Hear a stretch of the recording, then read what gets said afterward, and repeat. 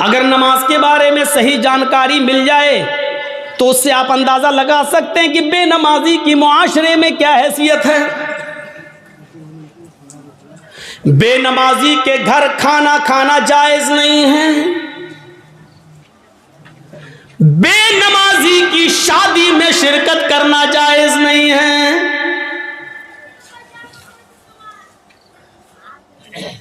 अगर किसी लड़की की शादी किसी बेनमाजी से हो जाए तो उस लड़की का बेनमाजी पति के साथ रहना जायज नहीं है। समझाए, मानता है तो ठीक है, नहीं मानता तो अलग हो जाए। सवाल यह है कि वो तलाक ना दे तो तलाक देने की जरूरत ही नहीं है, क्योंकि बेनमाजी मुसलमान ही नहीं है। और जब मुसलमान नहीं है तो किसी काफिर के निकाह में रहने की जरूरत भी नहीं है। ये निकाह ऑटोमेटिकली फिस्क, अपने आप खत्म। बेनमाजी के हाथ का खाना जायज नहीं है। बेनमाजी के हाथ का पानी जायज नहीं है।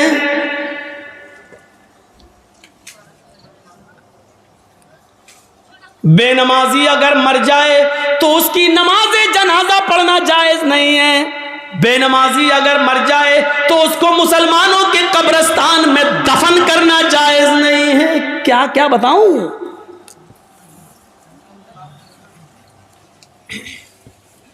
लेकिन सब चल रहा है। कितना बड़ा दिल गुर्दा है आज, जिसकी हैसियत ये हो और शादी के मौके पर हम ये ना देखें। पूछते हैं लड़की पढ़ी लिखी है? हाँ, कितनी? कुरान पढ़ी है। कितना बड़ा कारनामा है, कुरान पढ़ी है। और कुरान खुलता कब है? रमजान में। फिर पूरे रमजान तक बंद रहता है।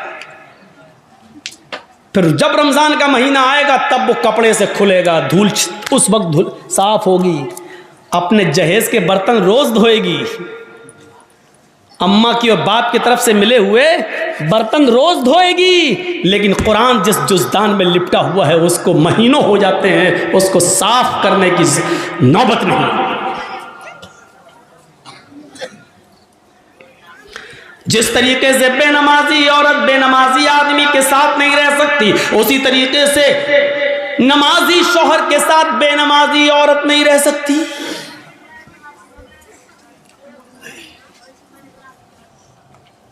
देख रहे हैं आप, इन नबियों पर भी नमाज फर्ज थी। ये अलग बात है कि किसी नबी के ऊपर 2 रकात फर्ज थी, किसी नबी के ऊपर 4 रकात फर्ज थी, किसी नबी के ऊपर 3 रकात फर्ज थी, किसी के ऊपर 2 टाइम की थी, किसी के ऊपर 3 टाइम की थी, सुबह दोपहर शाम, और किसी के ऊपर 5 टाइम भी थी, किसी के ऊपर 4 वक्त की भी नमाज फर्ज थी। लेकिन अल्लाह के नबी जनाब मोहम्मद रसूलुल्लाह सल्लल्लाहु अलैहि वसल्लम जब नबी बनाकर भेजे गए तो आपने ये नमाज 5 वक्त की फर्ज की, क्योंकि अल्लाह ताला ने 50 से 5 वक्त की कर दी। और जब 5 वक्त की फर्ज कर दी गई तो नमाज का उसूल ये बनाया कि फजर में 2 रकात रख दी, जोहर में 4 रकात रख दी, असर में 4 रकात रख दी, मगरिब में 3 रख दी और इशा में 4 रख दी। क्योंकि किसी नबी के ऊपर 2 थी, किसी के ऊपर 3 थी और किसी के ऊपर 4 थी। 2 से कम नहीं थी और 4 से ज्यादा किसी के ऊपर फर्ज नहीं थी। इसलिए अल्लाह के नबी ने 2 भी रखी, 3 भी रखी और 4 भी रखी, ताकि लोगों को इस बात का इल्म हो जाए कि मैं किसी नबी के खिलाफ नहीं हूं। मैंने फजर में 2 रकात नमाज फर्ज की है ताकि उन नबियों की भी इक्तिदा हो जाए जो 2 रकात जो पढ़ा करते थे। 3 रकात भी मैंने मगरिब में रख दी है, क्योंकि कुछ नबियों पर 3 वक्त 3 रकात फर्ज थी, तो मैंने उनको की 3 रकात भी रख दी ताकि उस नबी की सुन्नत भी जिंदा हो जाए। और जिन नबियों पर 4 रकात फर्ज थी हमने जोहर, असर और इशा में 4 रकात फर्ज कर दी ताकि उस नबी की सुन्नत पर भी अमल हो जाए। मैं नबियों का मुखालिफ नहीं हूं, मैं रसूलों का मुखालिफ नहीं हूं। हाँ, मैं आखिरी नबी हूं। अब तरीका मेरा चलेगा, अब रास्ता मेरा चलेगा। दुनिया में 3 ही किस्म की मखलूक है। एक मखलूक जो हमेशा खड़ी रहती है, जैसे पेड़, दरख्त, पहाड़, ये खड़े हैं। कुछ मखलूक झुकी हुई होती है, जैसे भैंस, बकरी, गाय, भेड़। आप देखिए, हम लोग जब ऐसे रुकू में चले जाएं तो बिल्कुल वही शक्ल हो जाती है। और कुछ मखलूक ज़मीन से चिपकी हुई होती है, जैसे छिपकली, चूहा। दीवार पे भी चढ़ेगा तो चिपका हुआ होगा, ज़मीन पे होगा तो ऐसे होगा। ये 3 ही किस्म की मखलूक है, चौथी कोई किस्म नहीं है। और अल्लाह कहता है युसब्बिहु लिल्लाहि मा फिस समावाति व मा फिल अर्द, ज़मीन और आसमान की सारी मखलूक अल्लाह की तस्बीह बयान कर रही है, अल्लाह की हम्द व सना बयान कर रही है। अल्लाह के नबी सल्लल्लाहु अलैहि वसल्लम ने नमाज में ये तीनों कंडीशन लागू कर दी है। अल्लाहु अकबर। आय अल्लाह, ये पहाड़ भी तेरी हम्द व सना बयान करते हैं, ये दरख्तों के पत्ते भी हम्द व सना बयान करते हैं। अगर तुझे खड़े होकर की जाने वाली इबादत ज़्यादा पसंद है दरख्तों की, पहाड़ों की, तो देख मैं खड़ा हूँ। अल्लाहु अकबर। मेरी इस अदा को कबूल कर ले। अगर तुझे 4 पैर वाले जानवरों की इबादत ज़्यादा पसंद है तो देख मैं झुक गया हूँ। अल्लाहु अकबर।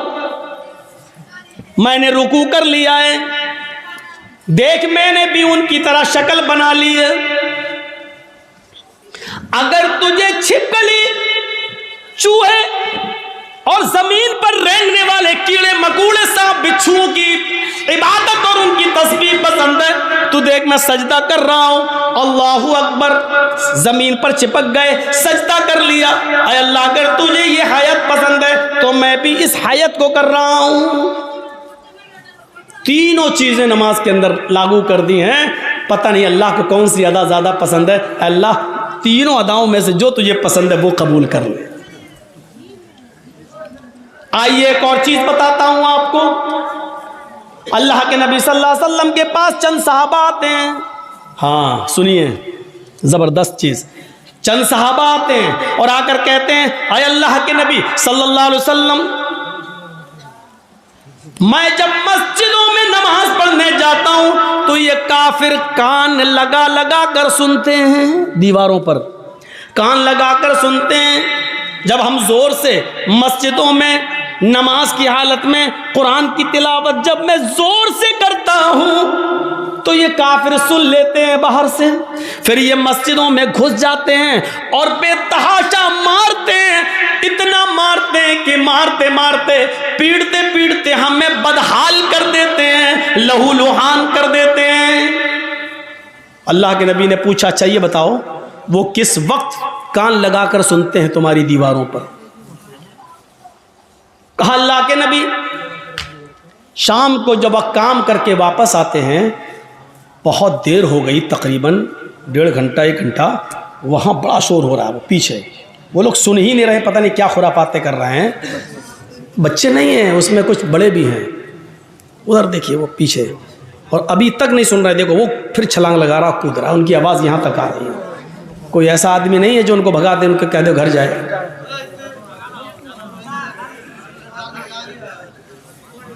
इतने शैतान बच्चे, इनके माँ बाप से पूछो, हमें हमारा दिल कहता है ये रात में पैदा हुए होंगे।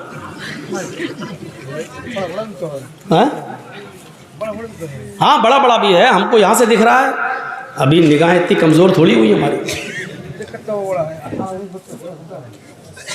पूछा अल्लाह के नबी सल्लल्लाहु अलैहि वसल्लम ने, अच्छा ये बताओ कि वो किस वक्त कान लगा के सुनते हैं?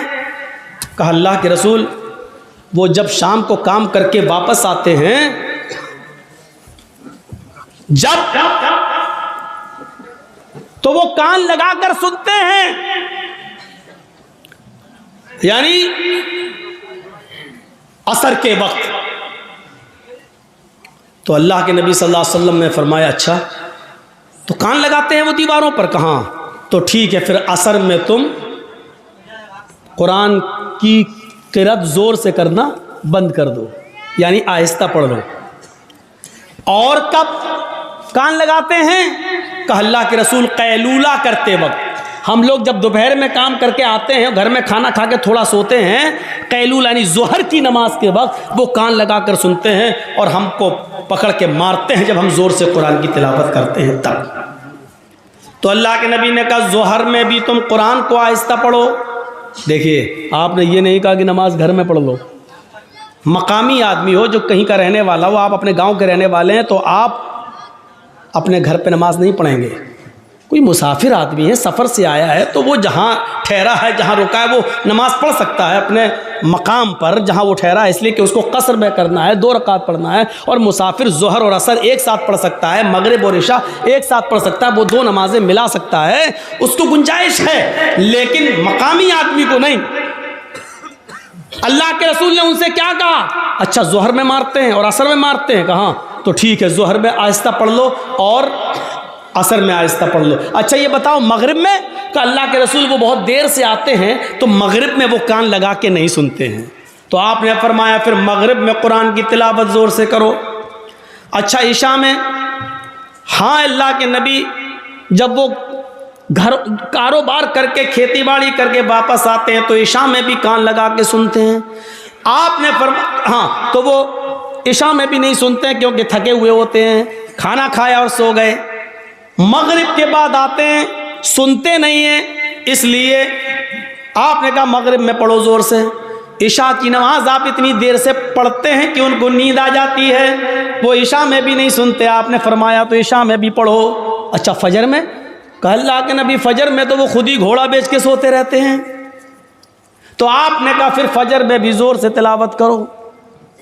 पहले ये 5 वक्त ज़ोर से तिलावत होती थी, 5 नमाजों में ज़ोर से पढ़ा जाता था अल्हम्दुलिल्लाह रब्बिल आलमीन। जब सहाबा ने शिकायत की कि अल्लाह के रसूल ये हमें मारते हैं, कानों में दीवारों पे कान लगाते हैं, सुन लेते पढ़ रहे हैं तो मारते हैं, पीटते इतना मारते हैं कि लहू लुहान हो जाते हैं। तो आपने कहा कब मारते हैं? कहा जोहर में। आपने कहा जोहर में आहिस्ता पढ़ो। कब मारते हैं? कहा असर में। असर में भी आहिस्ता पढ़ो। मगरिब में? कहा नहीं, जोर से पढ़ो। इशा में सो जाते हैं वो, जोर से पढ़ो। फजर में नहीं उठते हैं वो, जोर से पढ़ो। मेरे भाइयों, ये सिलसिला चलता रहा, बहुत दिनों तक ये सिलसिला चलता रहा, और इतने दिनों तक ये सिलसिला चला कि मक्का फतह हो गया। जब मक्का में कामयाबी मिल गई और नबी की हुकूमत आ गई, तब सहाबा किराम ने फिर अर्ज किया। अब जो चीज बताना चाहता हूं वो सुनिए। अब सहाबा ने अर्ज किया, आए अल्लाह के नबी, जब हमारे हालात खराब थे, जब ये हमें मारते थे, पीटते थे, जिसकी वजह से आपने आहिस्ता पढ़ने का हुक्म दे दिया था जोहर में और असर में, अब तो ये मारते नहीं हैं, अब तो हुकूमत हमारे हाथ में आ गई, अब तो मक्का और मदीना की बागडोर हमारे हाथ में है, तो आए अल्लाह के नबी हमें पहली वाली इजाजत दे दीजिए, अब हम फिर से 5 वक्त की नमाजों में जोर से तिलावत करें। भाई हालात अब खत्म हो गए, पहले हालात बुरे थे इसलिए आपने आहिस्ता पढ़ने को कह दिया, अब तो हमारे फेवर में है हालात, अब तो हमारे हक में है हालात, तो अब क्यों हम आहिस्ता पढ़ें, अब हम जोर से पढ़ेंगे। आपने कहा नहीं, नहीं, बिल्कुल नहीं। सहाबा ने कहा अल्लाह के रसूल, क्या ये वजह नहीं थी कि ये लोग हमें मारते थे इसलिए आपने आहिस्ता पढ़ने के लिए कह दिया था? आपने कहा वजह यही थी। कहा जब वो रीज़न ख़त्म हो गया, जब वो वजह ख़त्म हो गई, तो अब ज़ोर से पढ़ने की इजाज़त क्यों नहीं दी जा रही है? अल्लाह के नबी ने क्या फरमाया? आपने फरमाया इसलिए कि बाद में आने वाले लोग जब ये सोचेंगे कि ज़ोहर में, असर में आहिस्ता पढ़ने की इजाज़त क्यों दी, और मगरिब में, इशा में और फजर में जोर से तिलावत क्यों की जाती है, जब ये बाद में आने वाले लोगों को पता चलेगा, जब वो इसकी हिस्ट्री पढ़ेंगे, जब वो हदीसें पढ़ेंगे, जब उनको मालूम होगा कि सहाबाए किराम मार खाते थे, इतना पीटे जाते थे कि उनकी चमड़ी उधड़ जाती थी, लहूलुहान हो जाते थे, इसके बावजूद उन्होंने नमाज नहीं छोड़ी, मारे खाई लेकिन नमाज पढ़ी, आहिस्ता पढ़ी लेकिन पढ़ी, नमाज छोड़ी नहीं है। जब उनको इस बात का इल्म होगा तब उनको पता चलेगा कि सहाबा किराम ने बड़ी से बड़ी मुसीबतें झेली हैं लेकिन नमाज नहीं छोड़ी है, नमाज तर्क नहीं की है, तो फिर वो भी नमाजी बन जाएंगे, वो भी नमाज के पाबंद हो जाएंगे।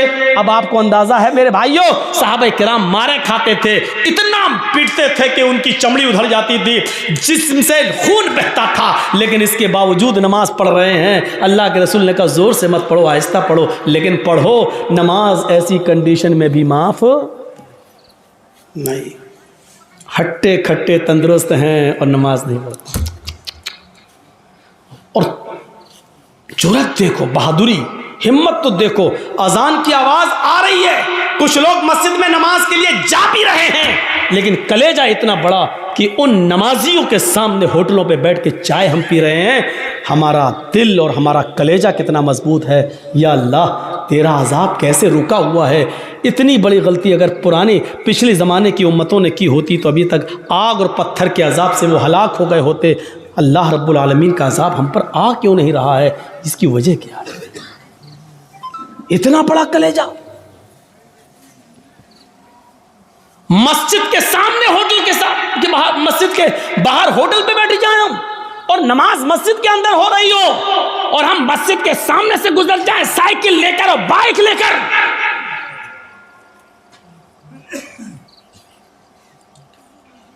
ये मस्जिद दिन भर में 5 मरतबा बद्दुआ देती है, इलाहुल आलमीन इन लोगों ने मुझे बनाया तो बड़ी शान से है, जलसे करा करा के, चंदे कर कर के, सीमेंट ले लेके, बोरियां ले लेकर, ईंटें ले लेकर हमें बनाया तो बहुत अच्छा है, खूबसूरत बना लिया, मीनारा भी बना दिया, बड़ी आलीशान बना दिया, लेकिन इलाहुल आलमीन इन्होंने मुझे वीरान कर दिया। बनाने के बाद मुझे आबाद नहीं किया। आय अल्लाह, इन्होंने मेरा पेट नहीं भरा। अल्लाह, इन्होंने मुझे बनाने के बाद मेरे पास नहीं आए, मेरी गोद में नहीं आए। आय अल्लाह, जिस तरीके से इन्होंने मुझे बनाने के बाद वीरान कर दिया, आय अल्लाह तू इनकी जिंदगियों में वीरानी पैदा कर दे। अल्लाह, जिस तरह इन्होंने मुझे बर्बाद किया तू इनको बर्बाद कर दे।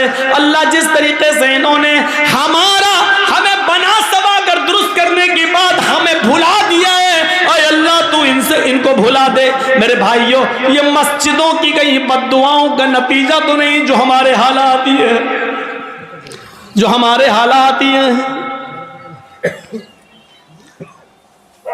पहले जमाने में जब जंगें होती थी, नमाज का वक्त हो जाया करता था, बादशाह नमाज की हालत में, बादशाह जंग की हालत में नमाज के लिए खड़ा हो जाता था।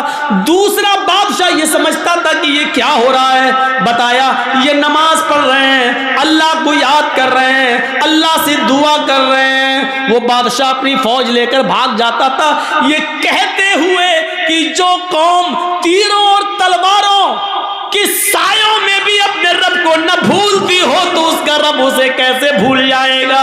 जो कौम तलवारों के सायों में पली हुई हो, तीरों तलवारों के सायों में जो नमाज अदा कर रही हो, ऐसी पोजीशन में भी वो अपने रब को भूल नहीं रही हो, अपने रब की इबादत कर रही हो, फिर उसका रब हमारे साथ क्या करेगा अगर हमने इनको इस पोजीशन में मारा।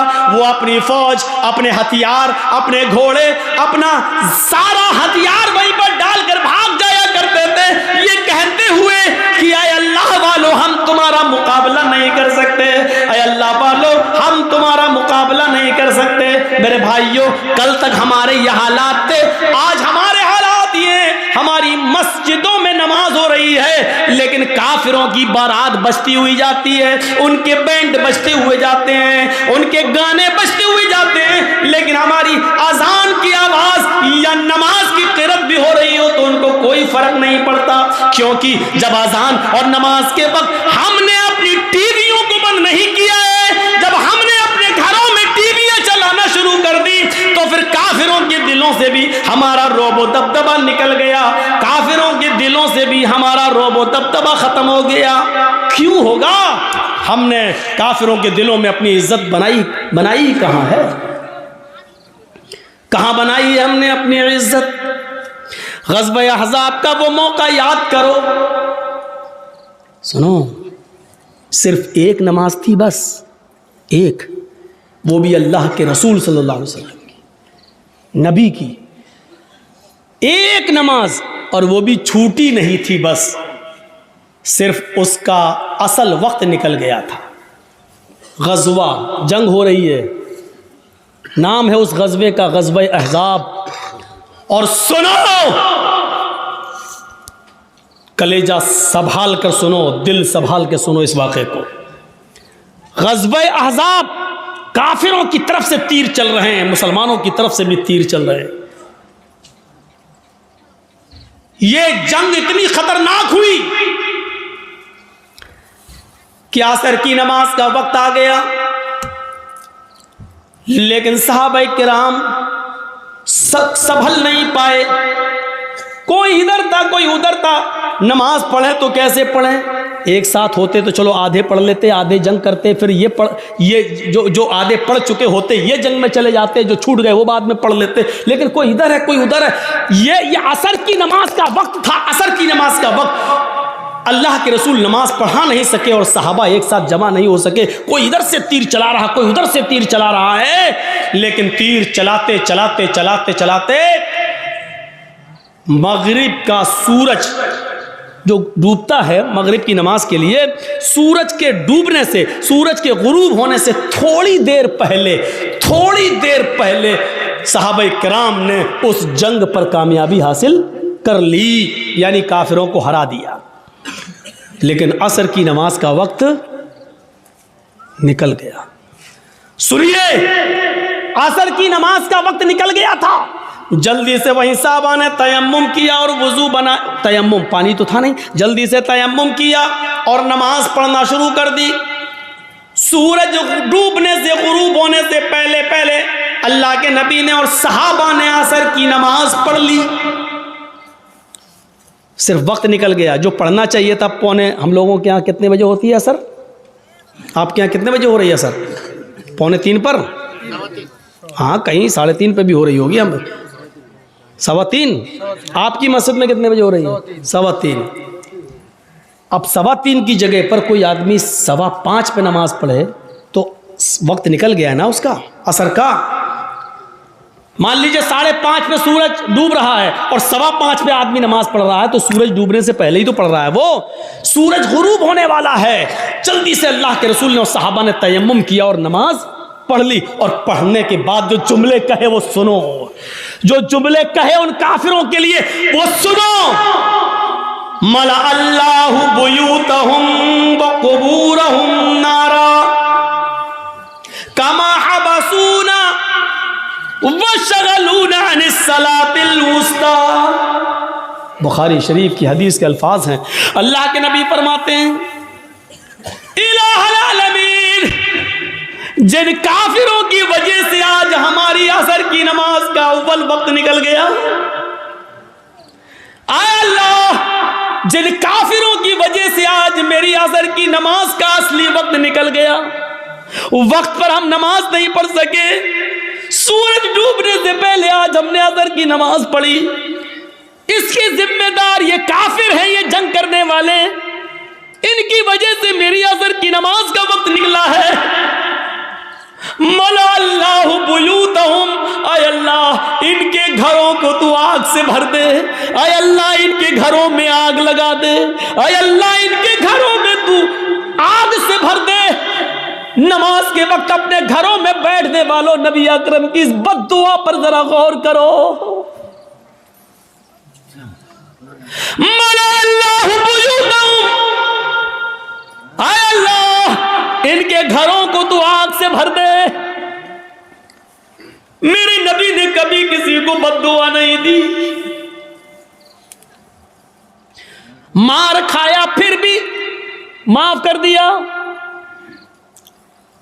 नबी की बेटी को जिसने पेट फाड़ा, हिबार इब्ने अस्वद ने तीर मारकर, नबी की बेटी ज़ैनब के पेट में हमल था, बच्चा था, तीर पेट में लगता है, बच्चा गिर जाता है। ज़ैनब मदीने पहुंचती है, होश में आती है तो उनको पता चलता है कि मेरे पेट का बच्चा गिर गया है, जाया हो गया है। इस सदमे को वो बर्दाश्त न कर बरस की इंतकाल कर गई। 10 साल के बाद जब हिबार इब्ने अस्वद सामने आया और मदीने में अल्लाह के नबी से माफी मांगने लगा कि मुझे माफ कर दो, मैं भी मुजरिम हूं और आपकी बेटी का कातिल हूं। 10 साल पहले आपकी बेटी के पेट में तीर मारा था, हमल गिर गया था। नबी अकरम की आंखों में आंसू आ गए, बेटी की याद आ गई, रोने लगे। लेकिन कहते हिबार, मेरी बेटी के कातिल, मैंने आज तक अपने लिए और अपने खानदान के लिए कभी बदला नहीं लिया। आज तूने माफी मांगी, जा, मैंने तुझे भी माफ कर दिया। जा जा जा हिबार, मेरी बेटी के कातिल, मैंने अपनी बेटी के कत्ल का खून माफ कर दिया। वो हमजा जो नबी का चचा, और हिंदा ने पेट फाड़ा, नाक काटी, कान काटा, जबान काटी, और इसी में धागा डालकर नाक, कान, जबान का हार बनाकर अपने गले में पहना। वो हिंदा जिसने हमजा का पेट फाड़ के कलेजा निकाला और चबाया, हिम्मत नहीं कर सकी उसको खाने की, थूक देती है। कटी हुई गर्दन, फटा हुआ पेट, निकला हुआ कलेजा, कटी हुई नाक, कटा हुआ कान, कटी हुई जबान। ये लाश जब नबी के सामने आई तो आपकी आंखों में आंसू आ गए और कहा, आए हमजा, कयामत तक जितने भी लोग अल्लाह की राह में कत्ल किए जाएंगे ये शहीद होंगे, लेकिन तू कयामत के दिन सैयदुल शुहदा बनाकर उठाया जाएगा, तमाम शहीदों का सरदार बनाकर उठाया जाएगा। ऐसा हाल करने वाली हिंदा जब नबी के सामने आई तो आपने कहा, क्या चाहती हो? माफी। आपने कहा, हिंदा जा, मैंने तुझे भी माफ कर दिया। ओ मेरे चचा की कातिल, जा, मैंने तुझे भी माफ कर दिया। मेरी चचा की लाश को बिगाड़ने वाली, जा, मैंने तुझे भी माफ कर दिया। लेकिन इंसान हूं, बुरा लगता है, तू मेरे सामने मत आना, क्योंकि जब तू मेरे सामने आएगी तो मुझे चचा की लाश याद आ जाएगी। हमारे नबी ने कभी किसी को बद्दुआ नहीं दी। ताइफ वालों ने इतना मारा कि सर फट गया, सर से खून निकला, पैरों पे गिरा, खून जम गया, जूते तक उतर नहीं पा रहे थे उस जमे हुए खून की वजह से। 2 फरिश्ते आए, अरे अल्लाह के नबी, कहो तो इन ताइफ वालों को 2 पहाड़ियों के बीच में पीस दूं।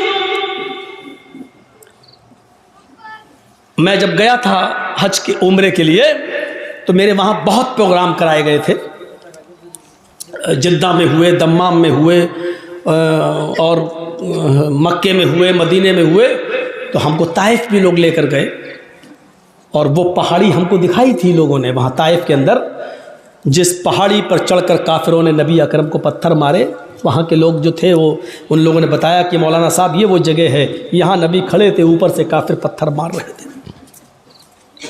उस जगह को देखा है हमने अपनी आंखों से। काफ़ी ऊंचाई पर पत्थर मार रहे, ज़ोर से पत्थर, ऊंचाई से पत्थर मारेंगे और वो नबी के सर पे लगेगा तो कितनी ज़ोर से लगता होगा।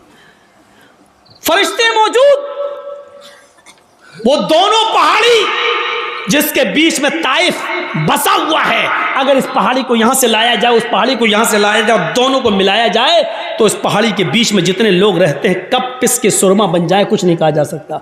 फरिश्तों ने कहा, आप कहिए तो इन ताइफ वालों को इस दोनों पहाड़ियों के बीच में लाकर पीस दें, इनको कुचल दें, इनको ख़त्म कर दें, इनको बर्बाद कर दें। तो अल्लाह के रसूल ने क्या कहा? नहीं। फरिश्तों ने दोबारा कहा तो अल्लाह के नबी ने फरमाया, अल्लाहुम्मा हद कौमी फइन्नहुम ला यअलमून। आए फरिश्तों, नहीं नहीं, इनको मारो नहीं, अल्लाह इनको हिदायत देगा और इंशाअल्लाह इनकी पुश्त से आने वाली नस्लें मुसलमान होंगी, इनकी नस्लें कलमा पढ़ने वाली वाली होंगी, मुझे नबी मानने वाली होंगी। आय अल्लाह तू इनको हिदायत दे, ये मुझे जानती नहीं है कि मैं कौन हूं। आपने उस मौके पर भी बदला नहीं लिया। देख रहे हैं आप, बेटी के कातिल को माफ कर रहे हैं, बदला नहीं ले रहे हैं। हिंदा को माफ कर रहे हैं, इंतकाम नहीं ले रहे हैं। ताइफ में पत्थर खाने के बावजूद फरिश्ते पत्थरों का ताइफ वालों को पीसना चाहते हैं, लेकिन नबी इंतकाम नहीं ले रहे हैं। कह रहे हैं अल्लाह तू इनको हिदायत दे। मार खाकर दुआएं देने वाले नबी, लेकिन आज उसूल देखो, जिसने कभी बद्दुआ नहीं दी आज वो बद्दुआ दे रहा है। क्या कह रहा है? मला अल्लाहु बुयूतहुम, आय अल्लाह इन काफिरों के घरों को आग से भर दे, इसलिए कि आज इन्होंने मेरी बेटी को कत्ल नहीं किया, मेरे चचा का कलेजा नहीं निकाला, नाक नहीं काटी, कान नहीं काटा, इन्होंने आज मुझे नहीं मारा, बल्कि आज इनकी वजह से असर की नमाज का वक्त निकला।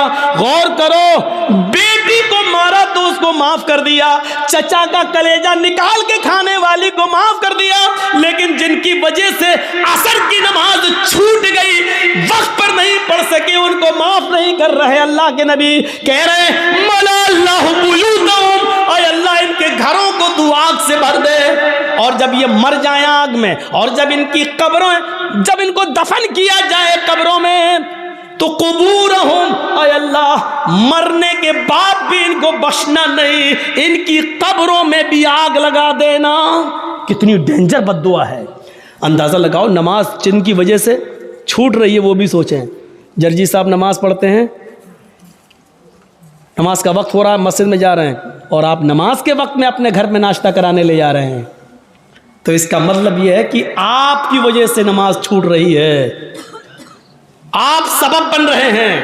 या तो नमाज से इतना पहले नाश्ता कराना चाहिए था कि अजान के फौरन बाद नमाज पढ़ी जा सके, या फिर नमाज के बाद आपको नाश्ता कराना चाहिए था। आप ऐसे मौके पर क्यों ले जा रहे हैं? ये ज़हन गौर करिएगा, गौर करिएगा। वो जंग हो रही है, अल्लाह सबब मत बनिए किसी का। आप खुद नमाज पढ़ने रहे, दूसरे की भी नमाज छुड़वा रहे हैं आप, ये एक और गुनाह है। काफिर तो वैसे ही जहन्नमी है, लेकिन अल्लाह के रसूल सल्लल्लाहु अलैहि वसल्लम क्या कह रहे हैं? अल्लाह इनके घरों को आग से भर दे, और मरने के बाद जब ये कब्र में दफन हो तो इनकी कब्रों को भी तू आग से भर दे। कमा हबसूना व शगलूना अनिस सलातिल वुस्ता, क्योंकि आज इनकी वजह से मेरी असर की नमाज छूट गई। ओफो।